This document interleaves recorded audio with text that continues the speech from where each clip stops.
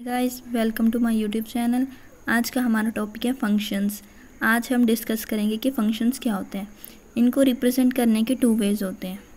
First हमारा जो represent करने का वो है function as a set of ordered pairs. Second है function as a correspondence. First हम डिस्कस करते हैं ऑर्डर्ड पेयर्स में।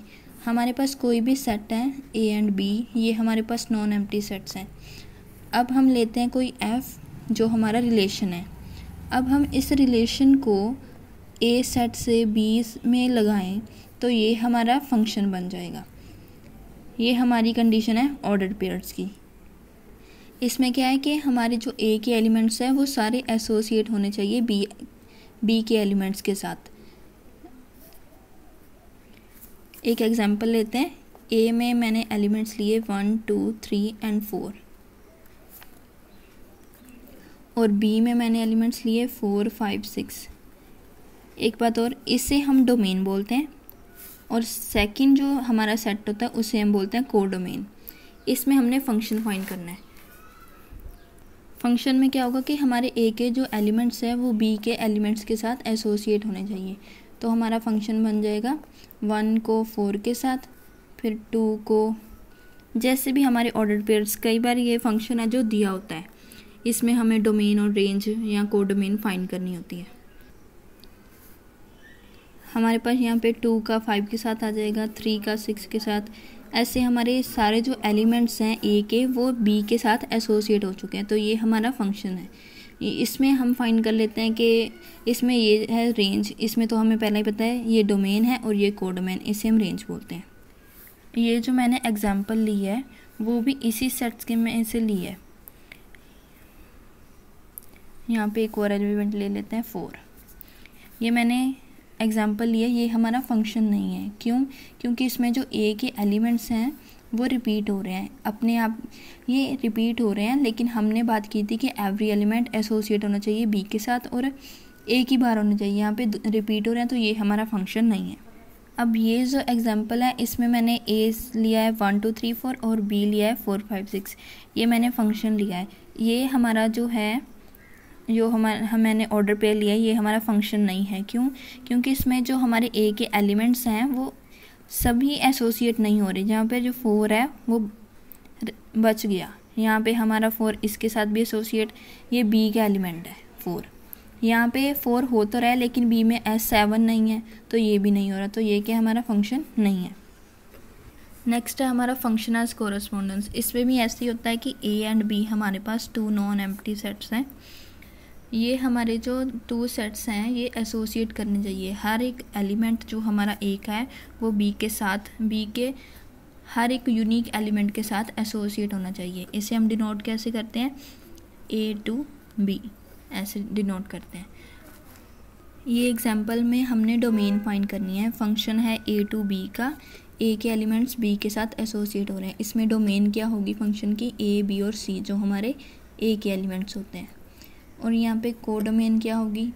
कोडोमेन ऑफ एफ, जिसे हम रेंज भी बोलते हैं, वो होगी एक्स और वाई। अब हमने फाइंड करना है total numbers of function from set A to set B. हमारे पास ए के जो एलिमेंट्स हैं वो मान लेते हैं हम कि m एलिमेंट्स हैं और हमारे पास जो बी सेट है उसमें कितने एलिमेंट्स हैं? n एलिमेंट्स हैं। तो हमारे पास टोटल नंबर कितने आ जाएंगे फंक्शंस के? n की पावर m, इतने हमारे टोटल फंक्शंस होंगे। अब हम डिस्कस करते हैं टाइप्स ऑफ फंक्शन। फंक्शन की 2 टाइप्स होती हैं, 1-1 फंक्शन और ऑन टू फंक्शन। फंक्शन 1-1 कब होगा? अगर हम 2 एलिमेंट्स लेते हैं x1 एंड x2, अगर ये इक्वल हैं, अगर मैंने 2 एलिमेंट्स लिए हैं x1 is equal to x2, अगर हम इस पर कोई फंक्शन लगाएं तो वो भी हमारा इक्वल आ जाए। f of x1 is equal to f of x2, ये हमारा हो जाएगा 1-1 फंक्शन। इसका मतलब क्या है कि हमने यहाँ पे कोई ए सेट लिया है और कोई बी सेट लिया है। इसके जो हमारे एलिमेंट्स हैं 1, 2, 3, 4, 5, 6, 7, ये हमारे जो एलिमेंट्स हैं ए के वो सारे एसोसिएट होने चाहिए बी के साथ।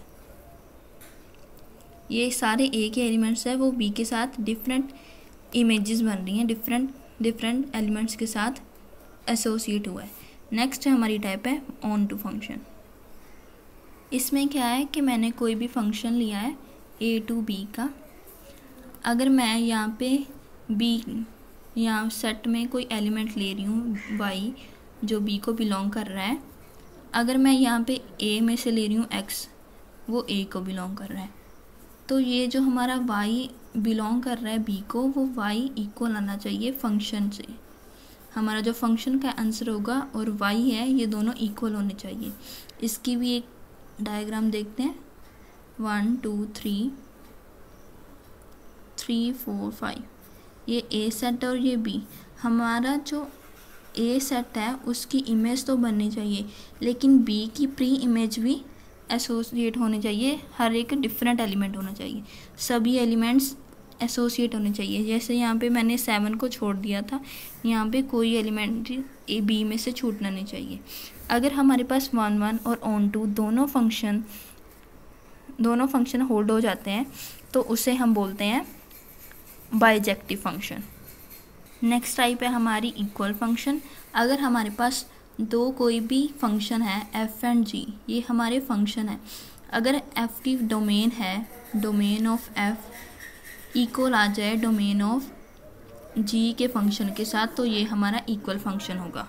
कांस्टेंट फंक्शन में क्या होगा कि हमारा कोई भी जो सेट a है उसके जो एलिमेंट्स हैं वो b के एलिमेंट a की एलिमेंट के साथ इमेजेस बनाते हो। देखिए ये हमारा बन गया कांस्टेंट फंक्शन।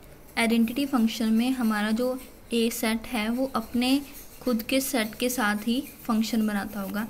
जैसे मैंने कोई भी एलिमेंट लिया x, इसके ऊपर फंक्शन लगाया तो वो x ही आ जाए, हमारा जो आंसर है वो x आ जाए, तो इसे हम बोलते हैं आइडेंटिटी फंक्शन। हमारे पास कोई भी दो फंक्शन है, f है हमारा x टू y में जा रहा है, दो सेट्स हैं ये, और g जो है हमारा वो y सेट में से z सेट में जा रहा है। तो इसकी कॉम्पोजिशन क्या होगी, उसे हम लिखते हैं g, ये जो g है g ऑफ f। तो इसे ऐसे डिनोट करते हैं, जो क्या है x से z सेट में जा रही है, x से z। तो ये हमारी होगी कॉम्पोजिशन। आज के लिए इतना ही, मिलते हैं अगली वीडियो के साथ। बाय।